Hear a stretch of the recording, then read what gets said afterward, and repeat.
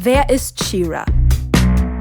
Wer ist das? Für die Ehre von Grayskull! Da kann ich mich sehr gut erinnern, dass es so ein Wow-Effekt war, wo da die Adora vor Castle Grayskull gestanden ist. Weiß ich genau. Diese Frage spukt seit 40 Jahren durch die Köpfe von Fans, Sammlern und Neugierigen. Hier, schau selbst. Schon beim ersten Intro war ich fasziniert. She had a big impact. It was a big surprise. Das passt einfach alles zusammen, finde ich. Und auch ein Stück weit ein Überraschungserfolg. Mut, Loyalität und Selbstbestimmung. Also, wer ist She-Ra? Ganz ruhig.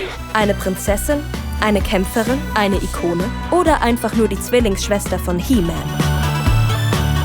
In dieser ersten Folge machen wir uns auf die Suche nach Antworten. Mit Archivmaterial, persönlichen Stimmen und einer kleinen Portion Glitzer.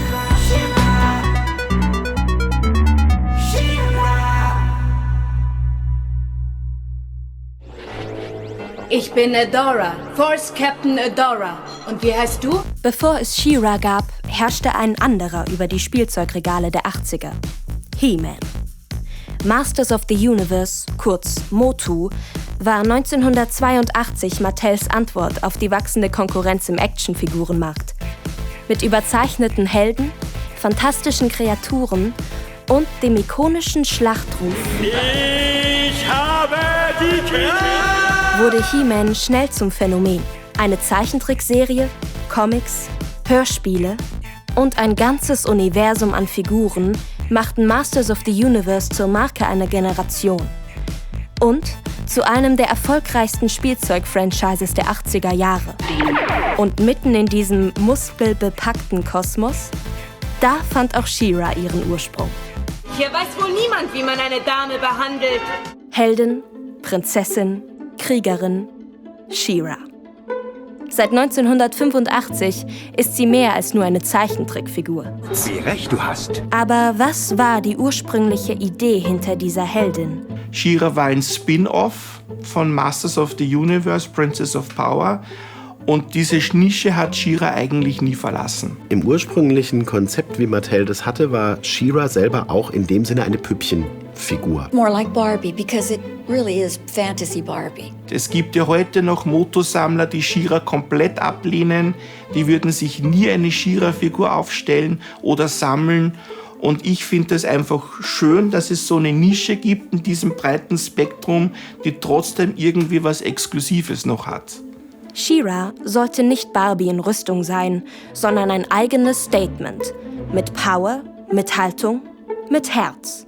Der Unterschied von She-Ra und Barbie ist eben der, dass She-Ra eine Fantasieheldin ist, die auf einem anderen Planeten lebt und dafür das Gute sorgt, während Barbie ein Vorbild sein soll für Mädchen, im Leben alles zu erreichen. They brought out that sense of adventure in us and said, yes, they get it. They get it that not all of us at all times of our life are into glitter. Ihr Design, ihre Story und ihre Vermarktung waren bewusst auf Mädchen zugeschnitten. Aber ohne das klassische Rollenbild, das Barbie bis dahin verkörperte. In den 80ern hat diese Serie die Mädels total begeistert, diese Cartoon-Serie vor allem, aber auch die Jungs, die vorher He-Man geguckt haben. Because let's face it, there's a lot of girls that love He-Man. Exactly. Yeah. And there's going to be a lot of guys that like She-Ra. Yeah. To be honest, you know? Auch ob jetzt She-Ra mit und ohne He-Man agiert, es funktioniert trotzdem. Zwar hatte She-Ra lange blonde Haare und ein funkelndes Outfit, aber im Kern war sie eine mutige Kämpferin mit einem magischen Schwert. Sie war stark, aber nicht hart, mutig, aber auch mitfühlend. Sie hat gezeigt, dass Heldinnen genauso kraftvoll und entscheidend sein können wie Helden und dabei nicht ihre Weiblichkeit oder Emotionen verstecken müssten. Und mit She-Ra kam ein ganzes Universum. Das heißt, sie sind an Filmation herangetreten, haben gesagt, macht uns auch noch den She-Ra-Cartoon. Ganz ehrlich, das war gutes Timing. 1985 erschien Das Geheimnis des Zauberschwerts. Ein Kinofilm, der den Beginn von She-Ras eigener Geschichte markierte. Es ist kein Er, es ist eine Sie. Es ist das Baby, das sich Randor vor vielen Jahren gestohlen hat. Prinzessin Adora. Was? Wir brauchen aber einen Gegenspieler für She-Ra. Wir brauchen etwas, wogegen die tatsächlich mit Action und Power gehen kann. Und dann hat Filmation gesagt, ihr habt doch aus der Masters-Toyline eine komplette Fraktion, nämlich die wilde Horde, the Evil Horde. Allein schon durch diese Horde Trooper, das ist ja ein Riesenimperium. Lasst uns das doch mal richtig groß aufziehen. Galaktisches Imperium, die haben den Planeten erobert und die Rebellinnen, vornehmlich die Rebellion, versucht, diesen Planeten zu befreien. Darf ich vorstellen? Adora. Einst Teil des bösen Imperiums, erkennt ihre wahre Herkunft und stellt sich gegen ihre eigenen Leute. Ihr habt mich angelogen, alle beide. Die Hordes sind böse, grausam und ungerecht. Die Menschen hassen uns und das aus guten Gründen. Zumindest war das die Version der Geschichte, die sich Filmation damals ausgedacht hat. Die Spielzeuglinie ist eine ganz eigene She-Ra-Welt. Das hat ja mit dem Filmation-Cartoon, mit Hordak gar nichts zu tun. Oder wo auch He-Man immer wieder nach Etheria kommt. Das ist in der Spielzeuglinie ist She-Ra ein abgeschlossener Kosmos quasi, wo die Mädels unter sich sind. Die Spielzeuge hatten ihre eigene Geschichte. Der Cartoon verfolgte einen ganz eigenen Ansatz. Und die Hörspiele? Die erzählten nochmal etwas völlig anderes. Bei den deutschen Hörspielen war es ja letzten Endes so, dass Mattel im Prinzip eine Kiste Samples geschickt hat, Spielzeuge, und gesagt hat, ja hier, macht was. Das sind die Guten, das sind die Bösen, so viel verraten wir euch und jetzt viel Spaß. Da kommt kein He-Man und kein Hordak vor. Und die Europa-Hörspiele ist das einzige Motomedium neben der Minicomics, die bei den Figuren dabei war, wo das so erzählt wurde. Und das ist das, was mir von She-Ra auch am besten gefällt. Die Spielzeuglinie, so wie man auch im Hintergrund sehen kann, das ist genau meine Schiene. Dadurch sind sie natürlich ein bisschen außen vor vom Mainstream-She-Ra-Gedanken oder von der Mainstream-Interpretation, was sonst gemacht wurde. Diese Hörspiele sind in dem Sinne nicht so gut gealtert wie andere Materialien, könnte man sagen. Du willst mir wohl den ganzen Spaß verderben? Nein, das mache ich selber. Mattels Strategie war damals neu und gewagt. Figuren, Comics, Serie und Hörspiele gleichzeitig. Viele Geschichten, ein Ziel. Kinder in eine neue Welt voller weiblicher Stärke zu entführen. The coagulation of all the Barbie and the She-Ra and the fantasy and everything all came together I think, in the perfect way for She-Ra. Women and girls that I know and knew, we're like crows. We love shiny things. We love glitzy things. And they got just enough glitz in there because She-Ra does not look like she belongs with Masters. She's a hot number and she's got beautiful sparkly things going on. And they hit it perfect, I think. I think they did a great job. Aber der Plan hatte auch Tücken.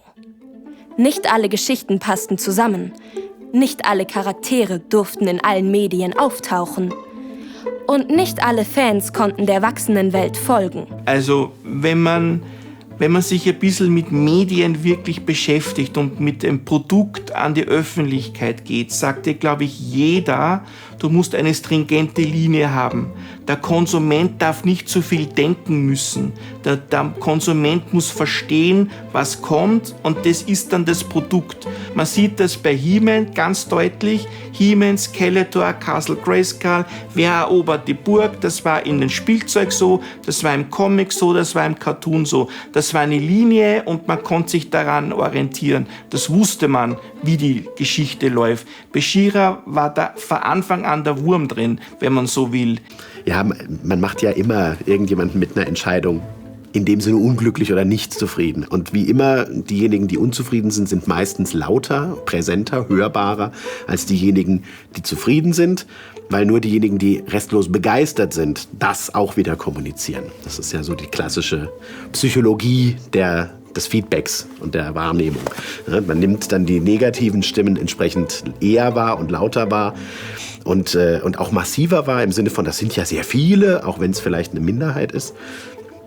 Und damit muss man dann eben auch umgehen. Das Ergebnis? Eine faszinierende, aber auch verwirrende Multiversumstruktur. Fans streiten noch heute, welche Version die richtige ist. Wenn ich jetzt an mich denke, als Sammler, an mein Herz denke, ist She-Ra so wie in den Spielzeugserie. mit ihren Mädels, mit Catra als der Gegenspielerin und Claudine, so wie in den Hörspielen. Das ist für mich She-Ra. Und weil das auch nie wieder aufgelegt wurde in der Form, bleibt es wirklich special. Auf jeden Fall. Je nach Medium kämpft sie gegen die Unterdrückung auf Etheria, gegen die Horde, gegen ihre Vergangenheit, aber immer für das Gute. Der Vorteil bei diesen She-Ra-Versionen, die teilweise sehr gegensätzlich wirken, ist halt der, dass man als Kind damals sagen konnte, wenn man mit mehreren in Berührung kam, ich suche mir überall das raus, was ich am schönsten finde. Und wenn ich es toll finde, dass Glimmer eine Prinzessin ist, die sehr girly-girl-Prinzessin ist, wie sie in Medium A dargestellt ist oder in der Folge dargestellt ist, dann nehme ich das so und das ist Teil meines Etheria. Und wenn ich She-Ra eher so oder so sehe, dann setze ich das dazu. Und dadurch, dass das teilweise sehr widersprüchlich in den verschiedenen Medien ist gleichzeitig klar gemacht, nichts davon ist falsch. Und als Kind gesagt zu bekommen, egal was du tust, es ist nicht falsch. Leb es, spiele es, leb deine Fantasie aus. Das ist das Schönste, was du Kindern anbieten kannst. Und dann wäre da noch diese Musik. Für die Ehre von Grayskull! Ein ikonisches Titelthema, das bis heute sofort für Gänsehaut sorgt.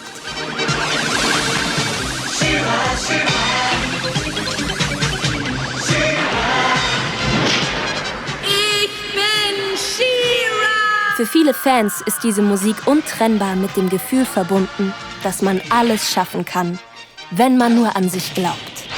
Am Ende wurden Spielzeuglinie, Cartoon und Hörspiel nach wenigen Jahren eingestellt. She-Ra verschwand für eine Weile, aber nicht aus den Herzen und nicht aus der Popkultur. Lord Hordak has been watching you, Adora. He thinks you are a fine candidate for Force Captain. Mit der 2018er Neuinterpretation wurde She-Ra neu entdeckt. Moderner, diverser, mutiger. Und doch mit der gleichen Botschaft. Du kannst stark sein und dabei du selbst bleiben. For the honor of Grayskull! She-Ra and the Princesses of Power.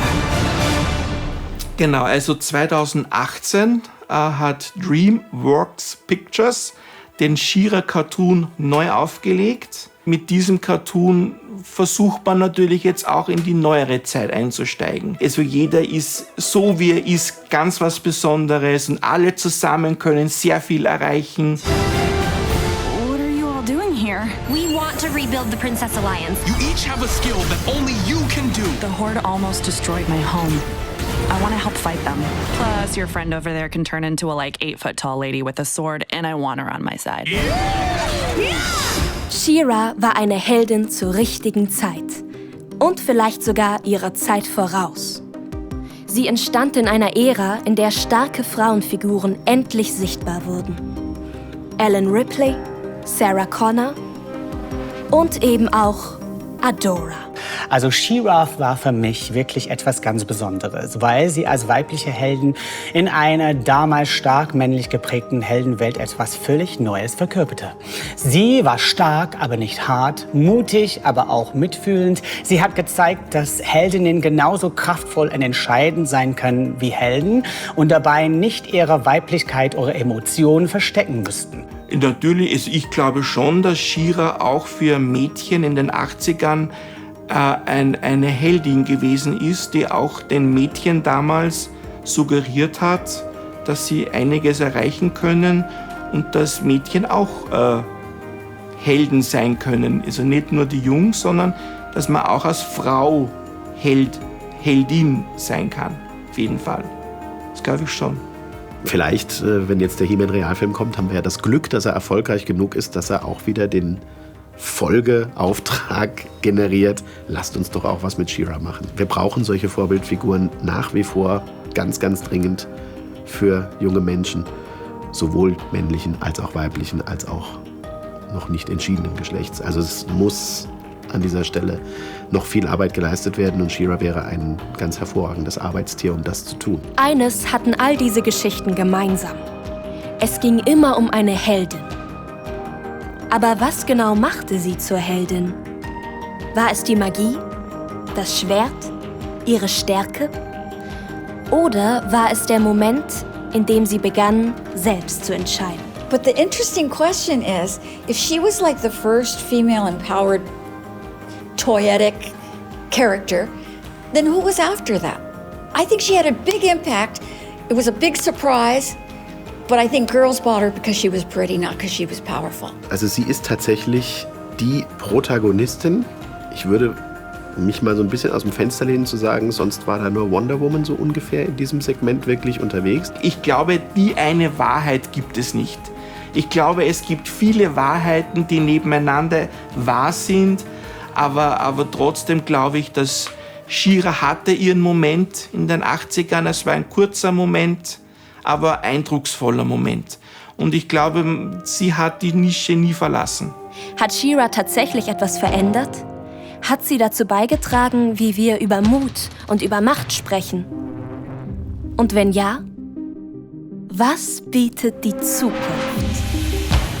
Sie werden wiederkommen. Und ich werde auf sie warten. Bei den Figuren kann man wieder ein anderes Fass aufmachen. In der nächsten Folge werfen wir einen Blick auf die bunten, glitzernden und manchmal kuriosen Spielzeuge der 80er. Beleuchten ihre Entstehung bei Mattel, sprechen mit Fans und zeigen, warum die Figuren bis heute eine so große Faszination ausüben. Mattel at that time was like a big campus, a big college campus. And everybody learned from everybody. It was really a fun place to work. Freut euch auf eine Reise durch Vitrinen, Vintage-Kataloge und aktuelle Collectors Editions. Ja, wie man sieht, ich habe tatsächlich noch ein paar Figuren aus der Zeit. Wenn ich so eine She-Ra-Figur in der Hand habe, da geht mir ein Stück weit das Herz auf. Wenn wir das Universum der Toys entdecken, das rund um She-Ra entstanden ist.